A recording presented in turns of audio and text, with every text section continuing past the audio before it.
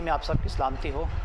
मैं यूसुफ याकूब और मेरे साथ यहाँ मेरा ग्रुप मुहाफ़िज़ कलीसिया के मेंबरान आपके सामने बैठे हैं। आज हम एक बहुत ही इम्पोर्टेंट इशू पे बात करना चाहते हैं और वो इशू ऐसा है कि इससे पहले ना वो कभी किसी पादरी ने आपसे डिस्क्लोज़ किया, ना किसी बिशप ने किया और ना ही किसी पैरिश मेंबर ने आज तक डिस्क्लोज़ किया होगा इसमें। जैसा कि आप सब जानते हैं कि हमने कोर्ट में केस किया हुआ है, लेकिन उसकी वजह अगर मैं आपको बताऊं और उसके बैकग्राउंड में हम जाएं तो शायद काफ़ी लोगों को इस बारे में मालूम नहीं होगा कि हमने ये कोर्ट केस किस वजह से किया है और इसके पीछे क्या मारकात हैं। तो सबसे पहले तो मैं आपको ये बता दूं कि ये कोर्ट केस जो है हमने ऑडिट के लिए किया था कि ऑडिट और एक और इशू है वो हम बाद में आपसे बात करेंगे, लेकिन मेन इशू जो था वो हमारा ऑडिट का था कि हम चाहते थे कि आज तक जो कि कैथेड्रल में हमारे सामने जो है ऑडिट कभी भी नहीं हुआ, हम चाहते हैं कि उसका ऑडिट हो और इसलिए हमने इन तमाम प्रोसेस को जो है वो फॉलो किया कि हमने इसके लिए पादरी साहब को एप्लीकेशन दी।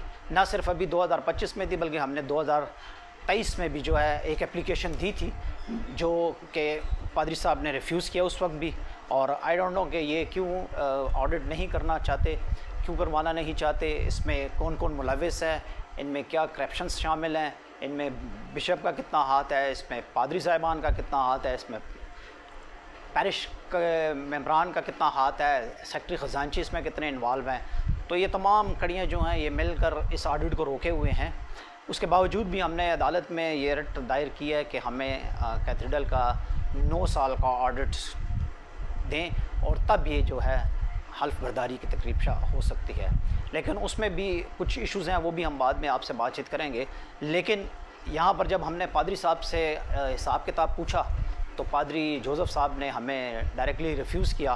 ख़ास तौर पे मुझे उसने कहा कि मैं किसी को भी अकाउंट नंबर देने का या अकाउंट बैलेंस बताने का मजाज नहीं हूँ, इसके लिए आप बिशप से रब्ता करें। तो बिशप से तो हम रब्ता नहीं कर सकते थे क्योंकि बिशप का तो इसमें काम नहीं है, प्रीस्ट इंचार्ज तो पादरी साहब थे। बहरहाल उन्होंने हमें खातिर ख्वाह कोई जवाब ना दिया। तो फिर हमने अपने सोर्सेज से तमाम मामलात जो थे वो उठाए और जो भी हमने अपने सोर्सेज यूटिलाइज़ किए उसके मुताबिक जब हमने बैंक से रब्ता किया या हमने जो भी अपने लिंक्स यूज़ किए, उसमें आपको एक बहुत बड़ा सरप्राइज़ मिलेगा कि यहाँ पर अभी तो हमारे जो साबका ख़जानची हैं वो कहते हैं कि यार करोड़ों रुपए तो चर्च में आया ही नहीं है। तो आज मैं आपको बताऊं कि वो करोड़ों रुपया कैसे आया था और इसका निकलना जो है वो मैं आपसे सवाल करता हूं कि आप बताएं कि वो करोड़ों रुपया निकला कैसे है। तो आप तमाम कलीसिया को मालूम है कि जैसे हर संडे को चर्च में चंदा अनाउंस होता है तो वो 1.5 से 2 लाख के दरमियान होता है। तो एवरेज अगर हम निकाल लें सिंपली, मतलब एक मैथमेटिकली बंदा ना भी समझता हो, सिंपली भी आप उसको कहें कि यार 1.5 लाख रुपया एक हफ़्ते का चंदा होता है तो 4 हफ़्तों का जो है वो 6 लाख रुपया चंदा होता है। 6 लाख में अगर आप कहें कि यार 2 लाख रुपया आपकी तनख्वाहों का और बिजली का बिल और दूसरे एक्सपेंसेस होते हैं तो आपके 4 लाख रुपया जो है महीने का बचता है। तो 9 साल की बात करते हैं हम, 10वें साल में नहीं दाखिल होते अभी। 9 साल में अगर आप इसका हिसाब किताब करें तो ये 1 साल का जो है वो 48 लाख रुपया बनता है और 9 साल का जो है वो 4 करोड़ 32 लाख रुपया बनता है। तो 4 करोड़ 32 लाख में भी हम आपको छूट देते हैं कि आपने डेवलपमेंट काम किए, आपने सोशल काम किए हैं जिनका आपने कभी कोई रिकॉर्ड नहीं दिया, उसमें आप 2 लाख क्या कहते हैं 2 करोड़ रुपया आप और भी इन्वेस्ट कर लें कि आपने कर लिया है। गो कि आपने हिसाब किताब नहीं दिया उसका, ना कोई रसीदें हैं ना कुछ है, लेकिन उसके बावजूद भी अगर आपने 2 करोड़ रुपया भी लगा दिया तो 2 करोड़ रुपया तो आपके बैंक अकाउंट में होना चाहिए। तो आप सबको हैरत होगी कि पादरी जोसेफ को वो कहता है मुझे भी इसका बैलेंस पता नहीं है। तो जब हमने मालूमात की और आपको बैलेंस बताएं तो आप सरप्राइज़ होंगे कि हमारे चर्च का जो बैलेंस है इस वक्त, क्लोजिंग जो बैलेंस था, जो कि हमारा अकाउंट अभी बंद हो चुका हुआ है, ये नवंबर की बात कर रहा हूँ, नवंबर में जब हमारा अकाउंट क्लोज़ हुआ तो उस वक्त हमारे चर्च का जो बैलेंस है अकाउंट वो 11,59,93 रुपये हमारे चर्च का बैलेंस पड़ा हुआ है। तो आप इनसे, कलीसिया से मैं दरख्वास्त कर दूँ कि आप इनसे ये पूछें कि ये 11 लाख रुपया जो उसमें पड़ा हुआ है, तो ये तो 2 महीनों का चंदा भी नहीं होता। तो करोड़ों रुपया जो हम आपको कह रहे हैं, आप अगर ये कहते हैं कि चर्च में तो करोड़ों रुपया ही नहीं है, तो मैंने तो आपको सिंपल ही हिसाब बता दिया कि करोड़ों रुपया किस तरह आता है। करोड़ों रुपया आया, अब आपने किस तरह निकाला है इसको, आप उसका हिसाब कलीसिया को खुद दे दें। और आपकी पाजी साहब से भी मैं बात करना चाहता हूँ। पाजी साहब, आपने, जब मैंने आपसे अकाउंट के बारे में पूछा तो आपने मुझे बड़े रूल्स रेगुलेशंस की बात की कि मैं आपको मजाज नहीं हूँ देने के लिए। मैं 10 साल से पैरिश काउंसिल का मेंबर हूँ। अगर आप मुझे अकाउंट नहीं बता सकते तो एक आम कलीसिया के बंदे की आपके सामने क्या हैसियत होगी? इसका मतलब है कि वो सिर्फ चंदे देने के लिए लोग बैठे हुए हैं वहाँ पर। वो पूछ नहीं सकते कि आप ये पैसा लेते हैं, आप कहाँ लगाते हैं। तो भाई साहब, आप 22 साल से यहाँ पर बैठे हुए हैं, पहला रूल्स रेगुलेशंस तो आपने वायलेशन की है उसकी। ये आपका, ये मेरे पास बायलास पड़ा हुआ है आपका, ये बायलास है। और इसमें मैं आपको बताता हूँ कि आपने कहाँ पर वायलेशन की है इसकी। आपकी इसमें वायलेशन जो है वो इस चीज़ की है कि आपने यहाँ पर 22 साल से हुक्मरानी शुरू की हुई है, जबकि बायलास ये कहता है कि आप 5 से 7 साल एक्सेप्शनल हैं। अगर आप किसी भी एक जगह पर रहते हैं तो आप 5 से 7 साल तक वहाँ पर रह सकते हैं, उसके बाद आपको वहाँ से ट्रांसफ़र होना ज़रूर है। लेकिन बहरहाल आपकी बिशप साहब के साथ क्या मिली भगत है, आपकी पैरिश के साथ क्या मिली भगत है कि जो आपको कुछ कहते नहीं हैं, और आप एक दूसरे के साथ कितना इंटरनल आप लोगों के ताल्लुकात हैं कि आप इन चीज़ों को छेड़ नहीं सकते हैं। अगर इनमें से अगर कोई चीज़ गलत हो तो मैं चैलेंज करता हूँ, आप मेरे साथ आएँ, कोर्ट आएँ। आपने वैसे भी कोर्ट में जवाब दावा तो जमा करवाना है, आप वहाँ पर इस चीज़ को चैलेंज करें, मेरे इस इंटरव्यू को चैलेंज करें। मैं आपको बाय लॉस के मुताबिक बात करूँ और बाय लॉस में आपके साथ वहाँ अदालत में भी लेकर जाऊँगा। तो आपने पहले तो वायलेशन आपने की हुई है कि आप कहते हैं कि मैं कानून का बड़ा पासदार हूँ। 5 साल से 7 साल के बाद आपने 22 साल से तो आप हुकूमत यहाँ पर कर रहे हैं, आपने अपनी ट्रांसफ़र क्यों नहीं करवाई अगर आप कानून की बात करते हैं तो? दूसरा ये है कि आपने यहाँ पर इश्तिहारात दिए थे इलेक्शन के बारे में।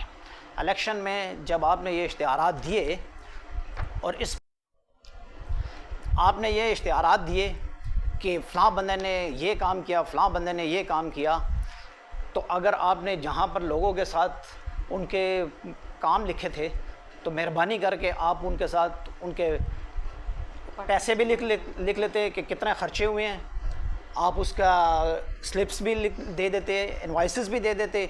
और सबसे बड़ी बात, जो कानून और लॉ की बात करते हैं आप, जो आप ये करना चाह रहे थे तो आप इसके साथ कोटेशन भी लगा देते और ख़ास तौर पर अप्रूवल भी लगाते। जो बाय लॉस कहता है कि आप किसी भी काम को करने से पहले आप पैरिश काउंसिल से अप्रूवल भी लेंगे और कोटेशंस भी लेंगे, तो काइंडली आप वो भी साथ लगा देते इसके, तो लोगों को आसानी होती कि आप लोगों ने इसमें कितना काम किया हुआ है। इसमें कुछ चीज़ें तो ऐसी हैं, पहले तो मैं ये कहूँगा कि इसमें तो 3-4 लोग ऐसे हैं जो पैरिश काउंसिल का हिस्सा थे ही नहीं, जिनके खाते में आपने कुछ चीज़ें लिखी हैं, वो हमने अदालत में चैलेंज की हुई है। वो आप जब तारीख़ आएगी तो फिर आपको ख़ुद भी पता चल जाएगा कि इसमें किसने क्या काम किया हुआ है। दूसरी बात यह है कि जो बेंचेस की बात करते हैं, आपके बेंच बनाए हैं, उसमें लोगों ने जो पैसे दिए हैं उन पैसों का क्या हिसाब किताब है? जो आपको गवर्नमेंट ने पैसे दिए हैं, ये मैं इस चीज़ का ख़ुद गवाह हूँ क्योंकि मैं उस वक्त भी पैरिश काउंसिल का हिस्सा था। तो उस वक्त इकबाल ज़फ़र झगड़ा गवर्नर थे, उन्होंने इसमें 4 लाख रुपए दिए थे, उसका हिसाब आपने नहीं लिखा। इसमें जो बेल बनाई है, उसमें बेल ख़रीदी गई है, उसमें ब्रिगेडियर विलियम साहब ने जो है वो सारे गवर्नमेंट से पैसे लिए थे, उसमें तो चर्च का कोई पैसा नहीं लगा था। अगर आपने इसमें लिखा है कि चर्च का पैसा लगा तो फिर आपने इसमें करप्शन की है कि चर्च ने पैसा लगाया। और सबसे बड़ी बात, जो यहाँ पर एक बंदा है फ्रांसिस, उसने यहाँ पर लिखा गया है कि उसने यूनिस कैंप में चैपल बनाया है। तो आप ये बताएं कि वो चैपल गवर्नमेंट ने बनाया है, पाकिस्तान एयरफोर्स ने बनाया है कि वो चर्च ने बनाया है? तो इसकी मैं पाकिस्तान एयरफोर्स के आला हुकाम से भी दरख्वास्त करता हूँ और अपने आला हुकाम से भी दरख्वास्त करता हूँ कि इसकी इंक्वायरी की जाए ज़रा कि आया इन्होंने गवर्नमेंट से पैसा लेकर खाया है या गवर्नमेंट ने बनाया तो चर्च से पैसा लेकर खाया है। तो काइंडली इस चीज़ की भी ज़रा वजाहत कर दें कि ये पैसा जो है यूनिस कैंप का जो चैपल का है वो किसने दिया है। और दूसरी बात, यहाँ पर एसीओं के लिए पैसे दिए गए, बहुत से फ़ंड लोगों ने इकट्ठे किए, बेल्स के लिए भी फ़ंड दिए लोगों ने। ये मैं चंदों के अलावा की बात कर रहा हूँ, ये लाखों रुपए ये भी होते हैं। फिर ग्राउंड्स जो शादी ब्याह के लिए दिए जाते हैं उनके पैसे होते हैं, वो सारे पैसे कहाँ जाते हैं? तो मेरी कलीसिया से दरख्वास्त है कि आप हमारा साथ दें और इनसे पूछें कि ये मैंने करोड़ों का हिसाब तो दे दिया है, अब करोड़ आपने ख़र्च कैसे किए हैं और ये बैलेंस इतना इसमें क्यों है, इसका हिसाब आप दें। और जो नवंबर से आज तक जो बैंक में पैसे नहीं जा रहे, वो किस अकाउंट में जा रहे हैं, वो कहाँ पर ख़र्च हो रहे हैं? तो काइंडली कलीसिया से दरख्वास्त है कि आप इनका मुआसरा करें और इनसे पूछें कि ये सारे पैसे कहाँ इन्वेस्ट किए गए हैं। थैंक यू जी, खुदावंद आपको बरकत दे।